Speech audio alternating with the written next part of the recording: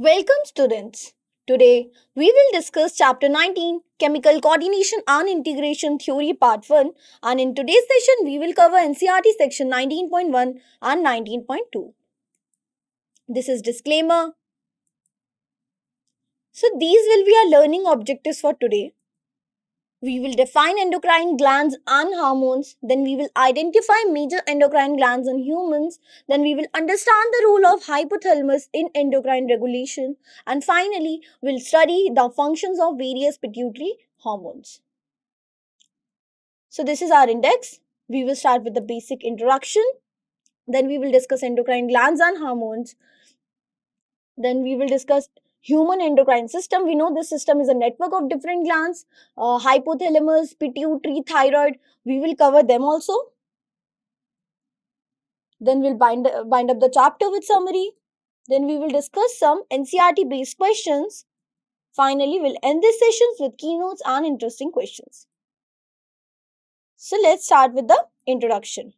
Neural system. So here you can see the structure of neural systems such as the brain, spinal cord and the nerves. We know the neural system uses rapid electrical impulses through neurons for fast short-lived communication, while the endocrine system uses slow blood-borne chemical hormones to orchestrate long-lasting processes like metabolism and reproduction.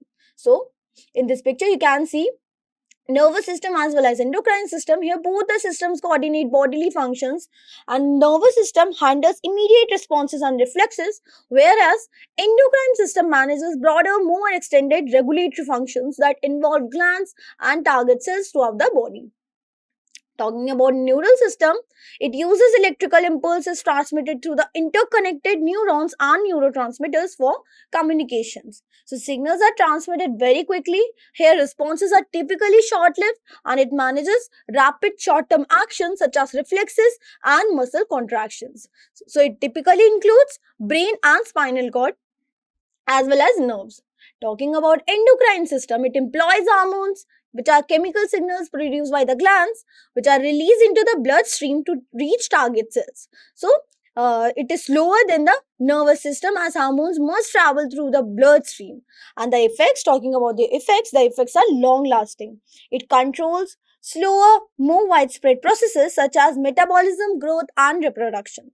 And it majorly involves glands such as pituitary gland, thyroid gland, and adrenal glands. So it provides a point-to-point rapid coordination among organs. So the main function of neural system is point-to-point rapid coordination. That is, if you want to feel something immediately, like if your hand gets burned, you immediately remove your hand. This all happens because of the neural system. That is, there is direct and fast message transfer between the organs. So the meaning of point to point here is that signal goes from one specific place to another specific place. Then coordination is fast and short lived. The signal here comes immediately, but its effect does not last for so long. So it ends after a few seconds. So the coordination here is fast as well as short lived. So another point that all cells in the body do not get a direct nerve supply.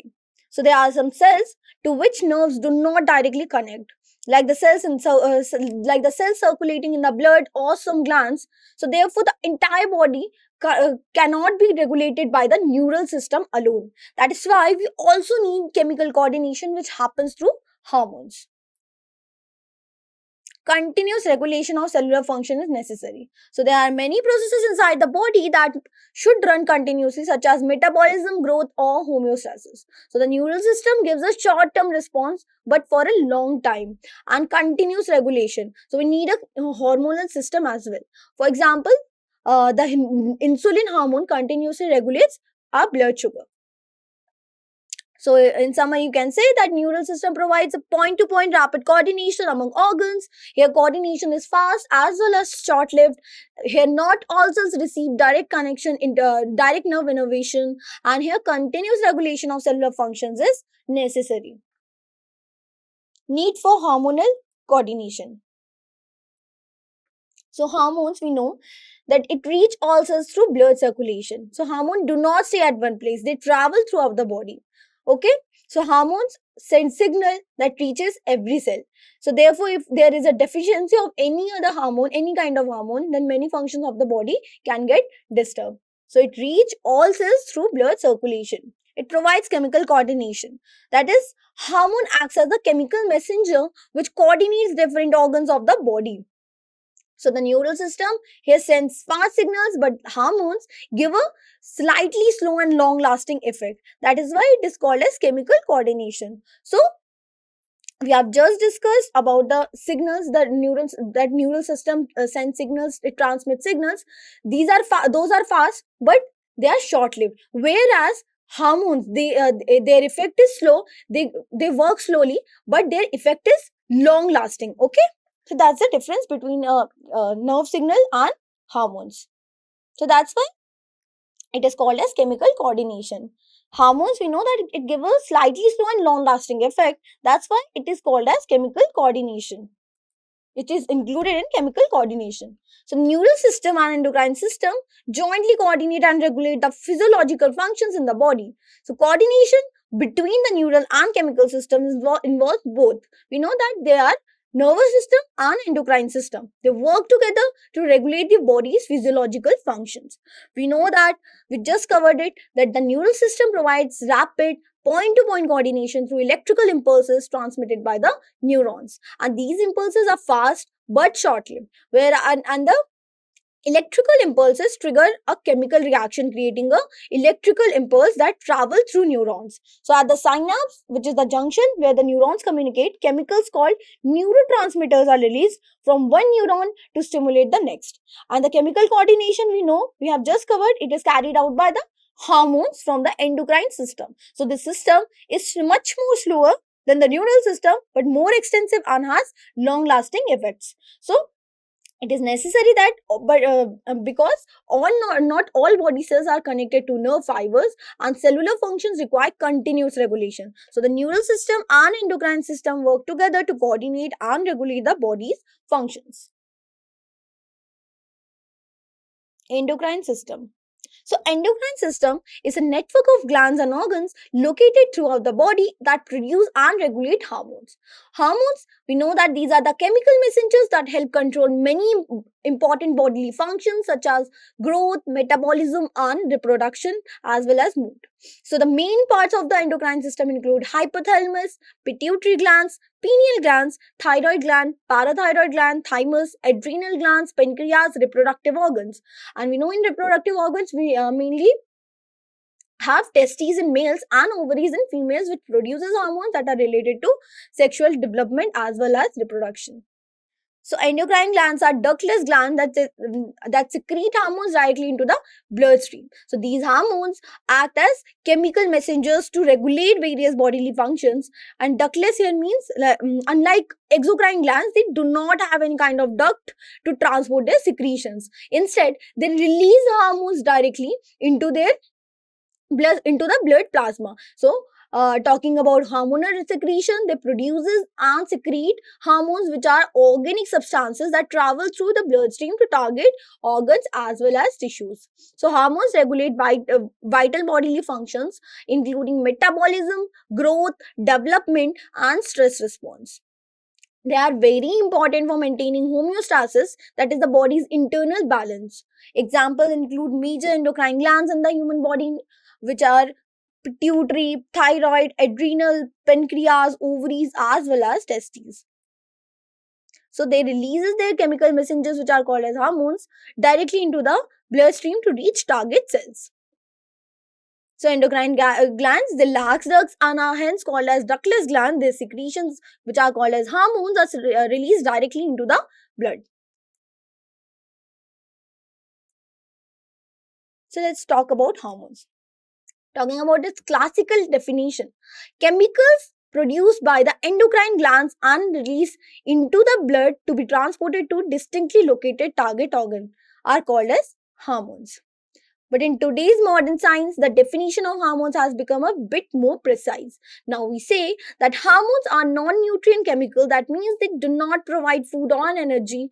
They only send signals, or we can say messages. So they are intercellular messengers, meaning they send signals from one cell to another. And most importantly, they are produced in very small or trace amount, but their effect is very much big. So let's compare the endocrine system of invertebrates and vertebrates a bit. We know invertebrates like insects or worms have a simple endocrine system and primarily involve neurosecretory cells, which are neurons that produces and secrete hormones. Talking about structure, endocrine glands as seen in vertebrates are either absent or less developed in most invertebrates. So instead, many invertebrate hormones are produced by the neurosecretory cells, which are nerve cells specialized for hormone production. Examples of more developed glands exist in certain invertebrates, such as the corpora elytra and prothoracic glands of insects. Hormones, talking about the hormones, the number of hormones is limited, controlling fundamental, long-term processes. And talking about the growth and molting in insects, the neurohormone PTTH stimulates the prothoracic gland to release ecdysone, which triggers molting. Okay, so these are for invertebrates. And then talking about their reproduction, hormones coordinate the development of reproductive organs and gametes in very invertebrate species, we know. So talking about metabolism, basic metabolic processes are also under hormonal control. So invertebrates, their endocrine system are very much simpler with limited hormones for basic functions. We have just discussed about their hormonal regulation, about reproduction, about metabolism. Okay, growth and molting as well.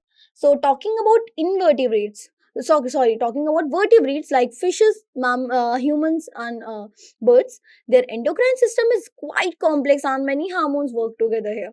So the vertebrate endocrine system is highly developed and features numerous distinct glands that work together to regulate a wide range of bodily functions.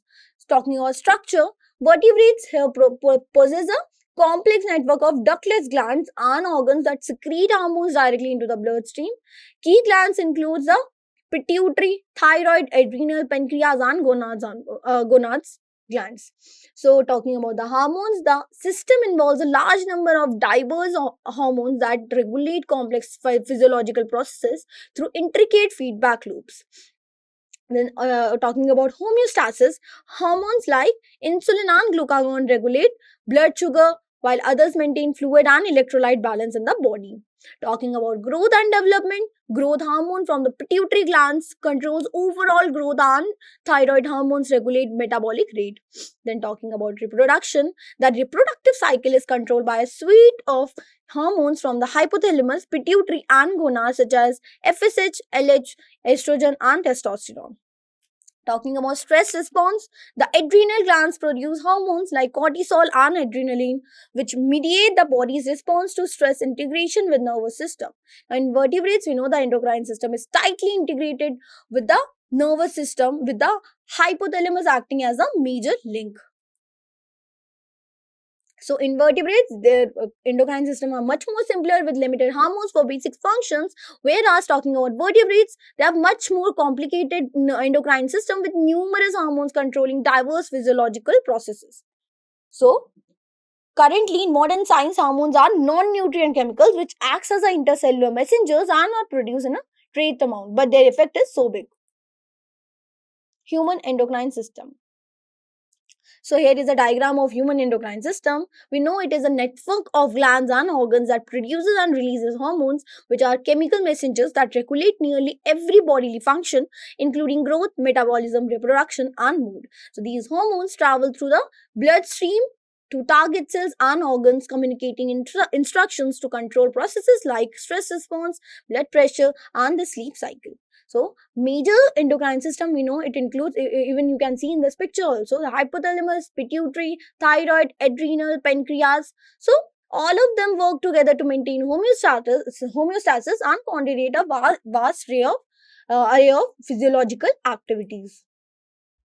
So human endocrine system, it is made up of two things. One is organized endocrine glands and other is hormone producing diffuse tissues or cells. Meaning, some glands are clearly defined, like the pituitary or thyroid, but some hormones are also produced by the cells that are not part of any specific gland. So, like some cells of the digestive tract also releases hormones. Therefore, the entire endocrine system is not limited to just glands. Diffuse tissues also play an important role in this. So, it consists of organized endocrine glands and hormone-producing diffuse cells or tissues. So, let's talk about organized endocrine glands. So, these are the glands that are present in the body with a clearly defined structure, like pituitary gland, which is a master gland that controls all the glands. Then we have pineal glands, which produces melatonin hormone and regulates the sleep wake cycle. Then we have next thyroid gland, which controls metabolism. Then we have parathyroid gland, which maintains calcium balance. Then we have thymus, which helps in developing the immune system. Then we have adrenal gland, which produces stress hormones like adrenaline. Then we have pancreas, which produces insulin and glucagon and controls sugar, eventually blood sugar. Then we have gonads, which includes testes in males and ovary in females. They produces reproductive hormones. So all of these hormones work together to regulate many bodily functions.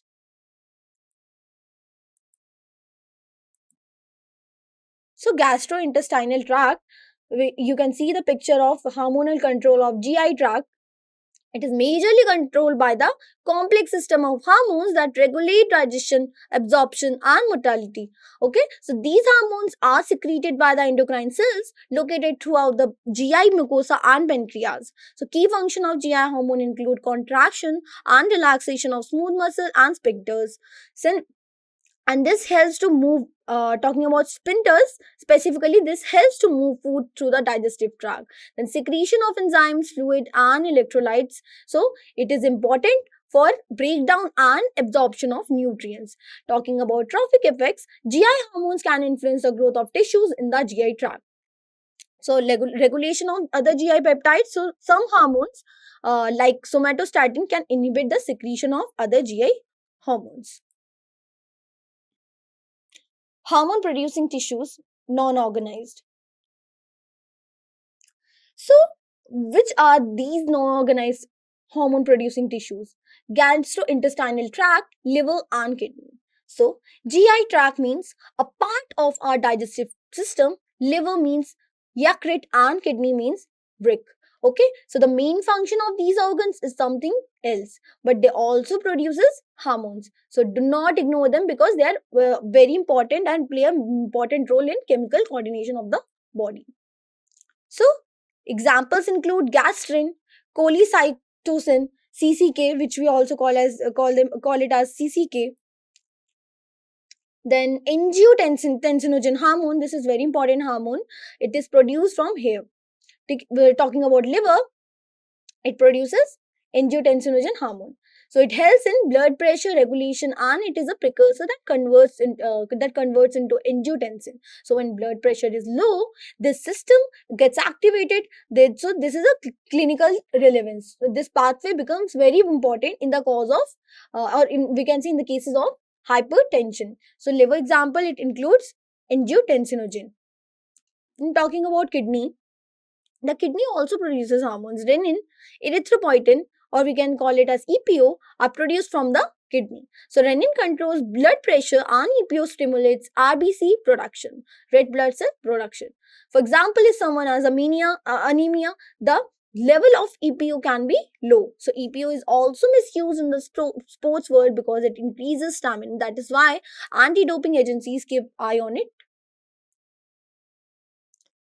So we have just covered hormone producing tissues.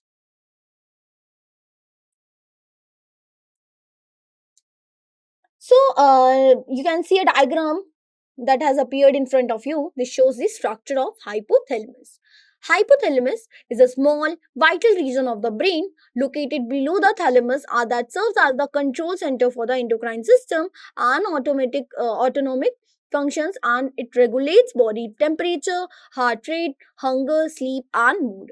So it produces hormones that influence the pituitary gland and controls processes like water balance, growth, reproduction, as well as appetite. So hypothalamic dysfunction resulting from injury or other factors can lead to symptoms such as weight gain, thirst, changes in body temperature. So hypothalamus, talking about its location, it is located in the basal part of diencephalon, which is a part of forebrain. Diencephalon can be found in the central region of the brain. So if you ever ask about the location of the hypothalamus, then remember the basal part of the diencephalon of the forebrain. Let's talk about function. So hypothalamus has special cells. These are called as neurosecretory cells. So these cells are arranged in groups and these groups are called as nuclei. So their main function is to produce hormones. Another important function is hypothalamus regulates the synthesis and secretion of the pituitary gland's hormones. Meaning the hypothalamus sends signal to the pituitary about which hormone to produce when and how much to produce it. So it is because of this coordination that the hormonal balance of the body is maintained. So if the hypothalamus doesn't work properly, the entire endocrine system can get disturbed. So talking about its location, talking about the location of hypothalamus gland, it is present or it is located in the basal part of the diencephalon, that is in forebrain. Talking about its function, it contains a group of neurosecretory cells which are called a nuclei, which produces hormones, and it regulates the synthesis of it regulates the synthesis and as well as secretion of pituitary hormones.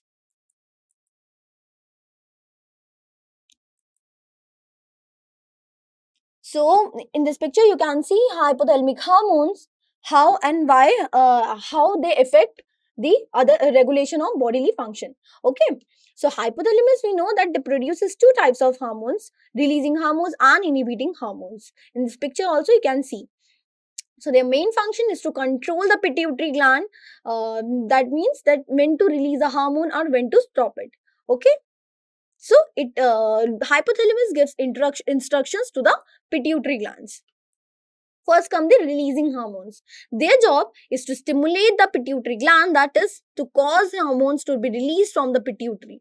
Okay, so like an alarm clock rings and everyone wakes up, similarly releasing hormones wake up the pituitary to release hormones. So releasing hormones stimulate the secretion of different hormones from the pituitary. So if body needs a certain hormone, the hypothalamus sends a releasing hormone, and the pituitary releases that particular hormone. So it is a kind of command system. Examples include gonadotropin releasing hormone GnRH, which stimulates the pituitary to release gonadotropins. Okay. Then the second type is inhibiting hormone. Just as sometimes we have to stop something, similarly, the hypothalamus also stops the secretion of some hormones. The main job of inhibiting hormone is to signal the pituitary not to release a hormone now. So inhibiting hormones inhibit the secretion of some hormones of the pituitary, that is, they stop them. Just like when a red light appears on a traffic signal, everyone stops. Similarly, inhibiting hormones stops the pituitary. So an example of this is somatostatin.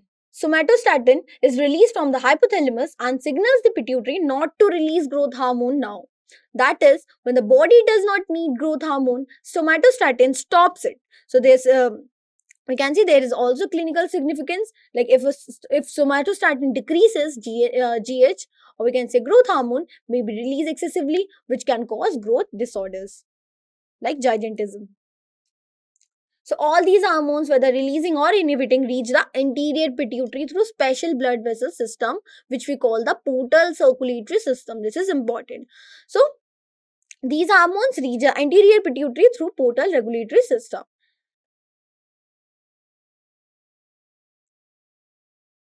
Then the posterior pituitary is a little different. It is under the direct neural regulation of the hypothalamus.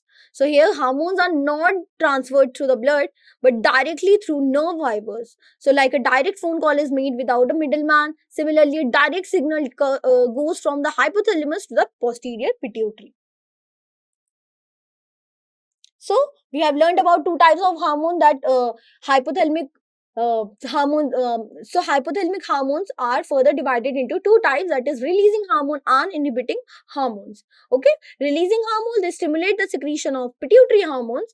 Examples include gonadotropin releasing hormone, which stimulates the pituitary to release gonadotropins. Then second, we have inhibiting hormones, they inhibit secretion of pituitary hormones. Examples includes somatostatin, which inhibits the release of growth hormone, that is GH. So these hormones reach the anterior pituitary through portal circulatory system, and the posterior pituitary is under the direct neural regulation of the hypothalamus.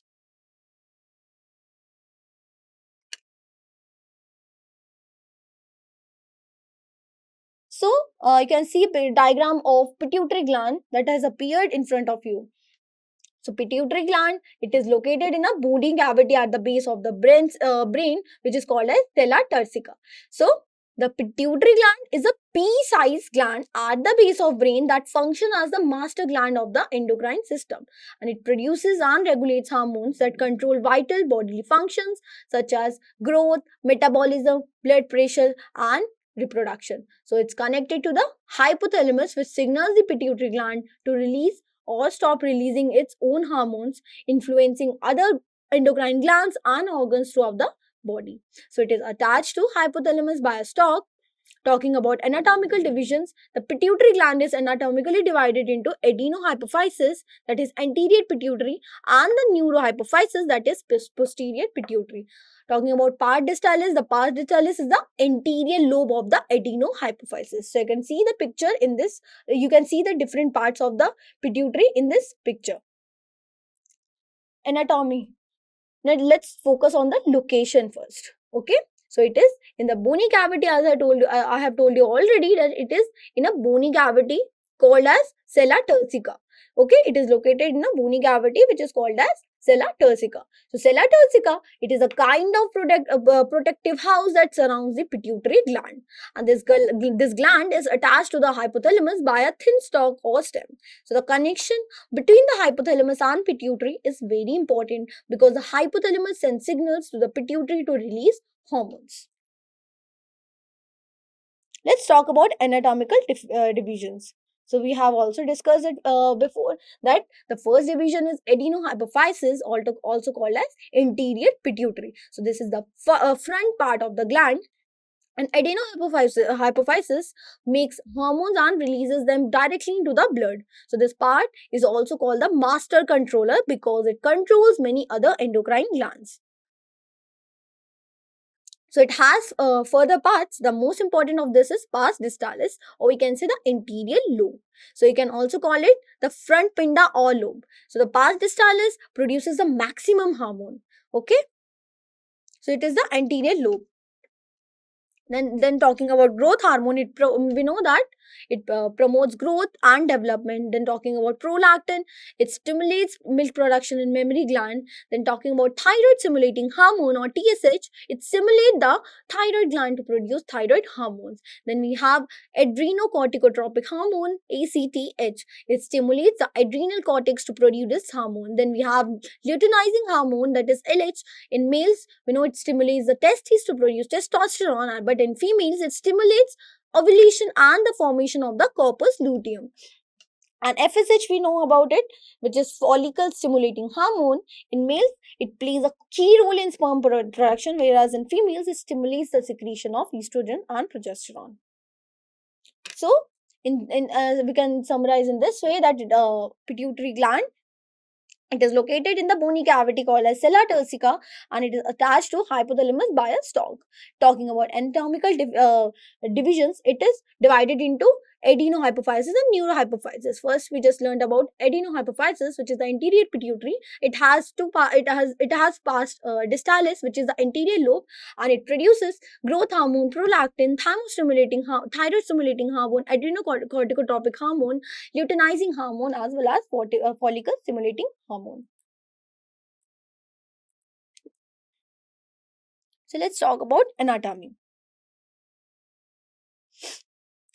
Then the pars intermedia, it is a small region of the pituitary gland that is largely merged with the pars distalis, anterior pituitary, in adults, humans, but it is more prominent in fetal life. So it produces alpha melanocyte stimulating hormone, alpha MSH, which causes the release of melanin from the melanocytes to influence skin pigmentation. So while its function is less significant in adult humans compared to other vertebrates, this hormone controls skin color changes in the animals like amphibians through its role in pigment dispersion in melanocytes. Talking about location as well as structure, the pars intermedia is a small section of the tissue located between the pars distalis, that is the anterior pituitary, and the pars nervosa, which is the posterior pituitary. So in adult humans, this area is not well defined and is often considered as a part of pars distalis. Talking about hormone production, the primary hormone secreted by the pars intermedia is alpha MSH. We have just discussed, which is MSH is melanocyte stimulating hormone. Talking about its function, in humans during fetal development, MSH produced by the pars intermedia influences skin pigmentation. Okay, in adult humans, its role is very minor though. So in other words, we can say in other vertebrates also, MSH plays a key role in active camouflage in animals like amphibians, where it causes darkening of the skin by dispersing melanin in melanocytes. The pars intermedia in humans, it is almost merged with the pars distalis and it secretes melanocyte stimulating hormone, or specifically alpha melanocyte stimulating hormone, MSH.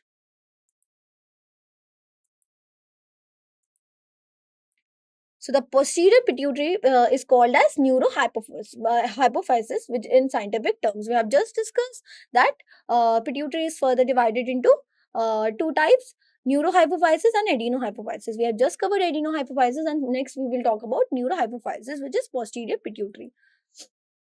So the main region of posterior pituitary is pars nervosa. This is also called as posterior lobe. So just as a house has specific room, similarly this is a separate section of the pituitary. So we will understand the work and structure of pars nervosa. So posterior pituitary doesn't produce any hormone itself. That is, it is not a factor, it is just a go down. Its job is to make hormones, but something else, which we see in the next step. So the main function of posterior pituitary is to store and release two hormones, that is oxytocin and vasopressin. Oxytocin, we know it is called as the love hormone, and vasopressin is called as a antidiuretic hormone or ADH. So their role in the human body is very important. For example, oxytocin helps in childbirth, unbonding, whereas vasopressin maintains the water balance. So both these hormones, that is oxytocin and vasopressin, are not actually made in the pituitary. They are synthesized in the hypothalamus, which is the another part of the brain, and then transported to the posterior pituitary through the axons. Okay, so this is a tricky point. That is, that the hypothalamus is the factory here, and the posterior pituitary is the go down from where hormones are released when the body needs them. Okay. So the actually the hormone is producing, synthesizing in the pituitary, in the hypothalamus, but it is stored in the posterior pituitary. So neurohypophysis is the posterior pituitary. It includes pars nervosa, which is the posterior loop. It does not produces hormones itself. Instead, it stores and releases two hormones, which are called as oxytocin and vasopressin. Okay. So oxytocin, we just talked about it. It is love hormone, and it is also important for bonding. Whereas vasopressin, it is very important for water balance.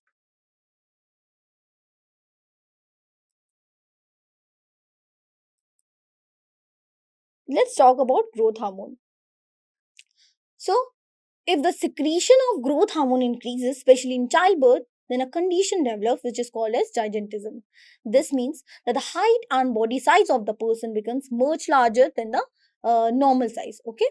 So as you have most seen, some people are very tall and big, and they often have an over secretion of as they have an over secretion of GH. Okay. So over secretion leads to gigantism. So if the secretion of GH decreases, especially in childbirth, then a condition called as pituitary dwarfism exists. So in this, what happens? The height of the person remains much less than the normal, but the body proportions are normal. Okay.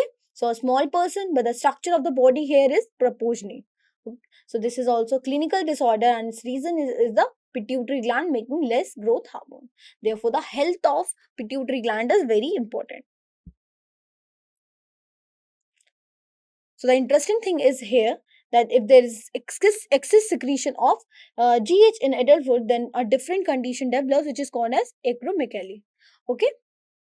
Acromegaly, in this, the bones and tissue, especially the face and hands and feet, start to grow abnormally, and the structure of the face changes, such as the jaw and forehead becomes prominent. This is called as facial disfigurement. Okay, and this condition occurs after childbirth when the length of the bones does not increases, but the thickness of thickness increases. So, if acromegaly is not treated on time, it can cause serious complications such as diabetes, high blood pressure, heart problems, and even premature death. Therefore, disorders of the pituitary gland should be not ignored. So, the clinical relevance is that if a patient shows facial changes, an increase in the size of hands or feet, or unusual symptoms, then GH levels should be checked. So, early diagnosis can be life saving. So, GH, we have just talked about it, growth hormone. Oversecretion of growth hormone can cause gigantism, whereas low secretion of growth hormone can cause pituitary dwarfism. Now, there's a tricky point that excess secretion in adults, that is middle age, can cause acromegaly. Okay, this is another type of disorder, and it can lead to facial disfigurement. Then we have next point where it is written that acromegaly, if unchecked, lead to serious complications and even premature death. It will increase the blood pressure. It will also lead to disfigurement of the face. Prominently, we have forehead and chin area or jaw area. So you can see in this picture different pituitary glands and what they secretes. What are the hormones that those specific glands secretes? So first we have prolactin. Okay, the main function of prolactin is to regulate the growth of mammary glands and control milk formation, especially during pregnancy and lactation. So if prolactin increases in the body, galactorrhea can occur, that is, milk can come even without pregnancy. So this is clinical significant relevance. Then we have thyroid stimulating hormone or TSH. Its main job is to stimulate the thyroid gland. So it makes its hormone thyroxine T4, or we can say T4, or triiodothyronine, which is T3. So these hormones control the body's metabolism. If TSH decreases, hypothyroidism can occur, and if it increases, hyperthyroidism occurs. So the feedback mechanism of TSH is also important. When thyroid hormones increases, the secretion of TSH decreases, and this concept is called as a whole, is called as negative feedback. Then let's talk about adrenocorticotropic hormone or ACTH. So the main function of ACTH is to stimulate the adrenal cortex, so that hormone, when we are in stress, this hormone helps the body to adapt. So ACTH imbalance can cause disorders such as Cushing's syndrome or Addison syndrome, or we can say disease. So many times it can also be asked that what is the largest organ of ACTH? So the correct answer will be adrenal cortex. So we talked about prolactin, which regulates the growth of mammary glands and formation of milk. Okay, and it can cause galactorrhea, which is the secretion of excess milk in the breast. Then we have thyroid stimulating hormone or TSH. It stimulates the thyroid hormone production, specifically T3 and T4 hormones. Then we have adrenocorticotropic hormone. It synthesizes and secretes steroid hormone, which are called as glucocorticoids, from the adrenal cortex. Gonadotrophins. These are group of hormones that directly stimulates our gonads, that is, testes in male and ovaries in female. So their main job of these hormones is to regulate reproductive functions. So these hormones stimulates, gonadotrophin stimulates gonads. So in this picture, you can see two main gonadotropins, that are LH, that is luteinizing hormone, and we have FSH, that is follicle stimulating hormone. So you can see in the table different functions have been given for both males and females. We know that LH stimulates the testes in males, so that the androgens, that is such as testosterone, can be made. But in females, LH induces ovulation, that is mature egg is released and maintains the corpus luteum.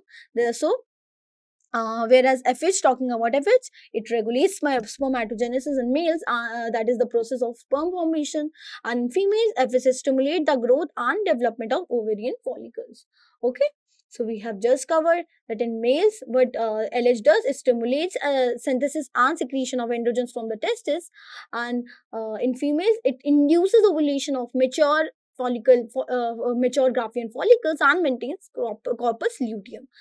Or in talking about FSH or follicle stimulating hormone, in males, it regulates spermatogenesis along with the androgens, and in females, it stimulates growth and development on ovarian follicles. So these are two types of gonadotropin.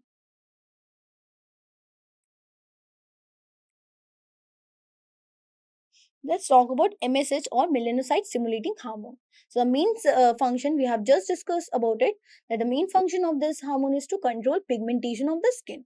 For example, when you go in the sun, the skin becomes a little dark. This is because of MSH, because it stimulates melanocytes to make more and more melanin.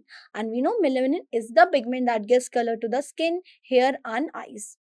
So it controls melanocyte stimulating hormones, they control skin pigmentation. Let's talk about oxytocin. So oxytocin first helps in contracting smooth muscles. Smooth muscles are those muscles that are in our digestive tract, uterus, or and in blood vessels. So these are involuntary muscles. We cannot consciously control them. So when oxytocin is released, these muscles contract. So like the uterus contract during delivery or milk is ejected from the mammary glands. All this is happening due to the effect of oxytocin. So this particularly stimulates smooth muscle contraction. So the most famous role of oxytocin is in childbirth. So when the baby is about to deliver, the smooth muscles of the uterus start to contract, due to which labor pains come and the baby comes out. So this whole process is called as uterine contraction. And there is also clinical significance, or we can say relevance, that sometimes doctor artificially give oxytocin to induce labor. So remember this. So another important function of oxytocin is the milk ejection reflex. So when the baby breastfeeds, nipple stimulation releases oxytocin, which contracts the ducts of the mammary glands, and milk come out. So this is called as let down reflex.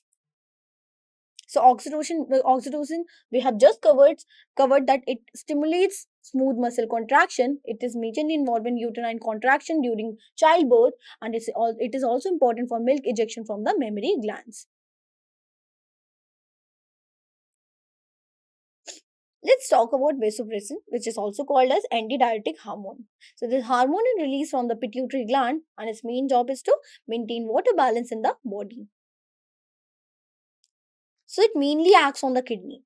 When this hormone is released, the kidney gets a signal not to waste too much water. Therefore, the kidneys conserve water for the body, and this is very smart mechanism of the body, can see. So the main function of this hormone is the reabsorption of water and electrolytes. The kidneys take water and salts from the urine back into the blood. So this keeps the body hydrated and also maintains the balance of salts. So here reabsorption means taking back. The action site of vasopressin is the distal tubulus. That is the last part of microscopic tubes of the kidneys. This is where maximum water reabsorption takes place. So this hormone reduces the loss of water through urine. So it is called as antidiuretic hormone.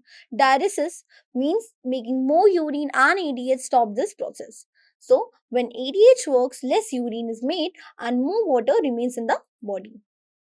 So vasopressin is also called as antidiuretic hormone. Short form is ADH. This name is given because it stops diuresis. So if it is asked in the exam that what is the name of antidiuretic hormone, then answer will be vasopressin, or we can say antidiuretic hormone, ADH. So let's discuss clinical condition. Diabetes insipidus. So this is a disease we know that occurs when there is a problem in the synthesis or release of ADH. So it has nothing to do with diabetes mellitus, just the name is similar.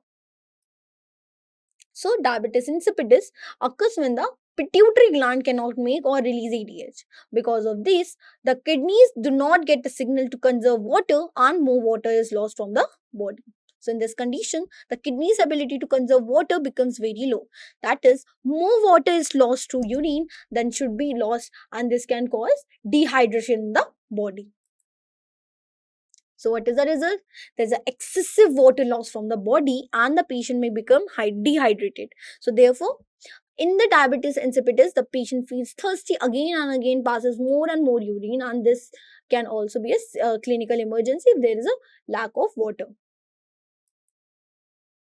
So we have just covered about vasopressin. It acts mainly at the kidney. It stimulates reabsorption of water and electrolyte action occurs at the distal tubules. It reduces water loss through urine, which we call it as diuresis, and it is also called as antidiuretic hormone or ADH. Then we talked about diabetes insipidus. It is caused by the impaired ADS synthesis or release, and it results in reduced kidney ability to conserve water and leads to excessive water loss as well as dehydration. So in this table, you can see pituitary hormones and disorders. We talked about growth hormone, which is important for body growth. Low secretion can cause pituitary dwarfism. Over secretion can cause gigantism, and exception includes acromegaly. Okay. Here facial disfigurement can be seen, and prominently jaw and forehead increases. Then we talked about prolactin. It is function includes growth of mammary glands and milk formation. Then we talked about TSH, or we can say thyroid stimulating hormone. It stimulates thyroid to secrete thyroid hormones, which is T3 and T4. T4. Then we talked about ACTH, which stimulates adrenal cortex to secrete glucocorticoids. Then we talked about LH, that is luteinizing hormone. In males, it stimulates androgen synthesis, and in females, it induces ovulation. And talking about disorder, LH and FSH are talking about special point in LH and in LH in male and female.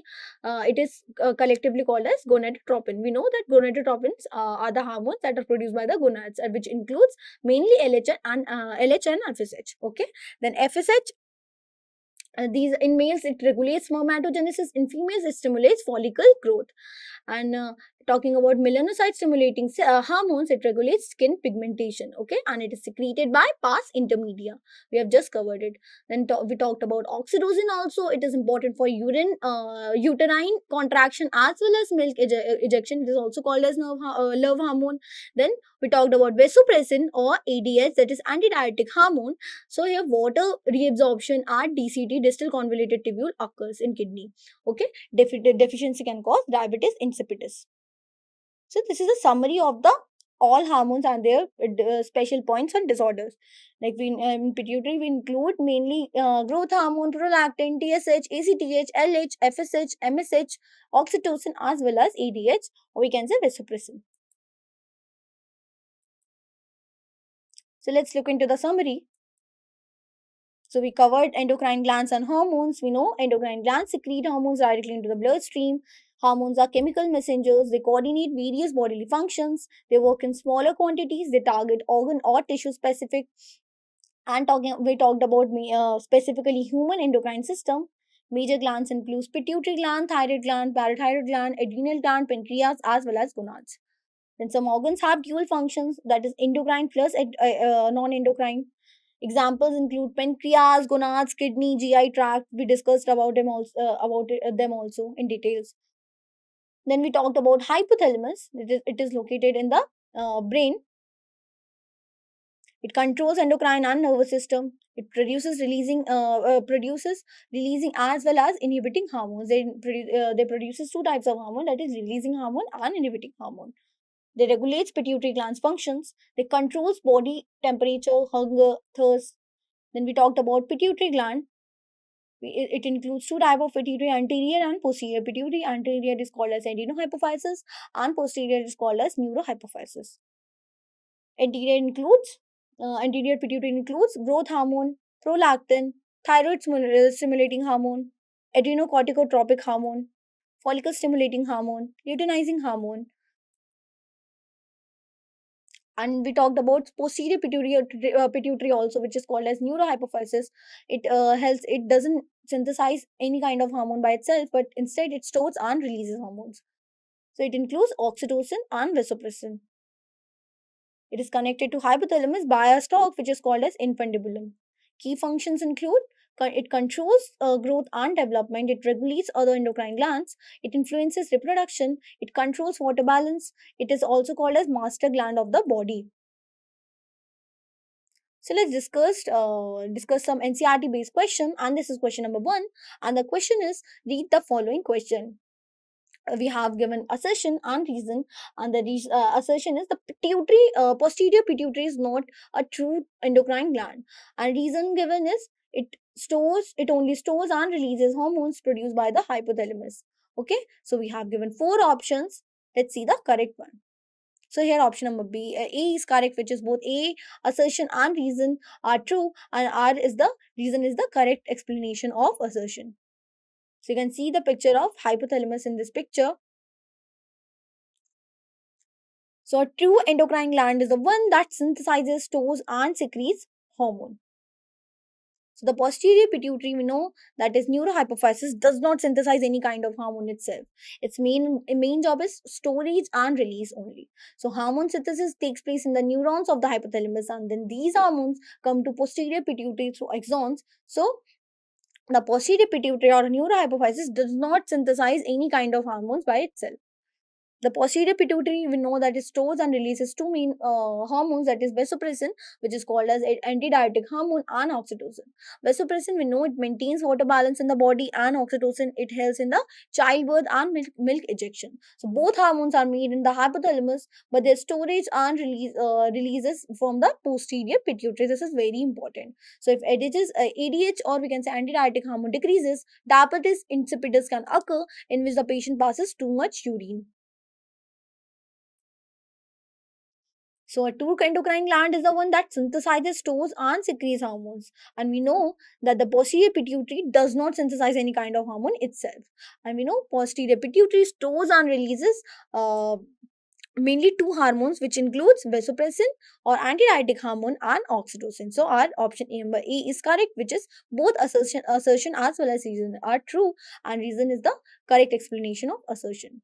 Then this is question number 2, and this is statement type question. We have given two statements, and we have to opt the correct option. So we have given two statements. Statement number 1 is ADH deficiency can lead to diabetes insipidus, which is true. And then ADH helps in water reabsorption from the distal tubulus of the nephrons.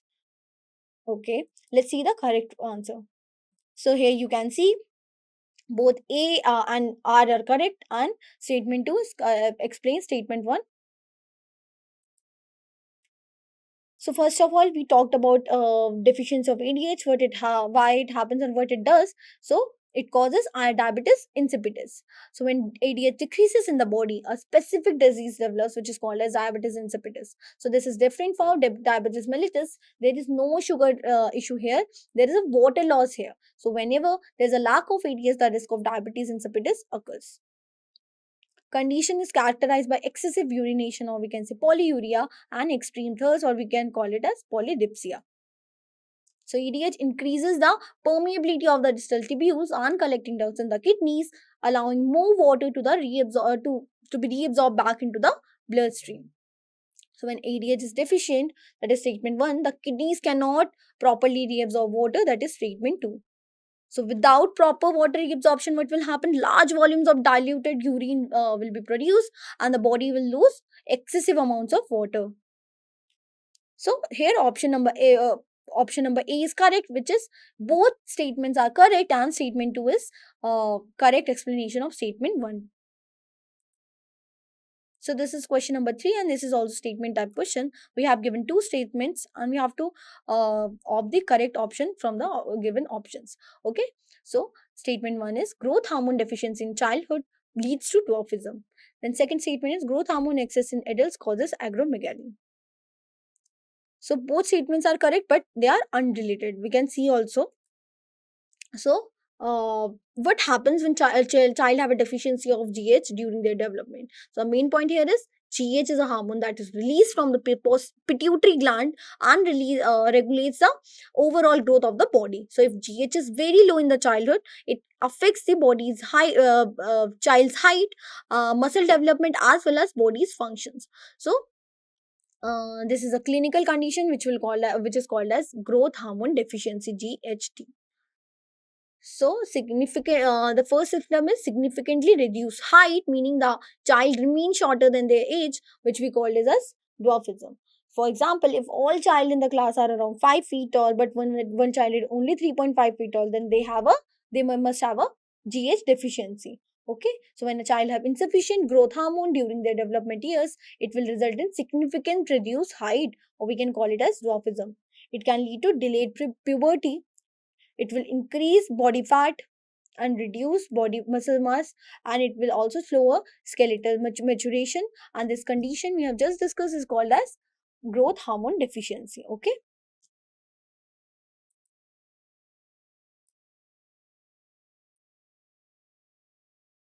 so when an adult have excessive growth hormone production, it will lead to acromegaly, which is characterized by, so it will characterize by enlarged hands and feet. Okay, so here hands and feet will become disproportionately large. So some people's you must have noticed some people's hands and feet are appear quite larger compared to their body. So this is a classical sign of acromegaly. So it is characterized by protruding jaw and forehead. So jaw and forehead are prominent. They may be seen enlarged or protruding. Okay, it will lead to enlarged internal organs, joint pain, thickened skin, and other metabolic complications. Okay, so we have some interesting points about this chapter. First, we have pituitary weighs only zero point 0.5 grams but controls major bodily functions. That's an interesting fact. Then now the hypothalamus pituitary axis is crucial for homeostasis. Okay, we know that hypothalamus is a small part of the brain that sends signals to the pituitary. So it keeps the body's internal temperature or environment stable. Like it acts as a thermostat. Okay. So hypothalamus pituitary axis is crucial for homeostasis. Hormones work in parts per billion concentrations. Okay, that's an interesting fact. Endocrine disorders can affect multiple body systems, and feedback mechanisms tightly regulate hormonal levels. So these are some interesting facts. Now we have some interesting questions for you. So you can take screenshot and solve it after the completion of this lecture.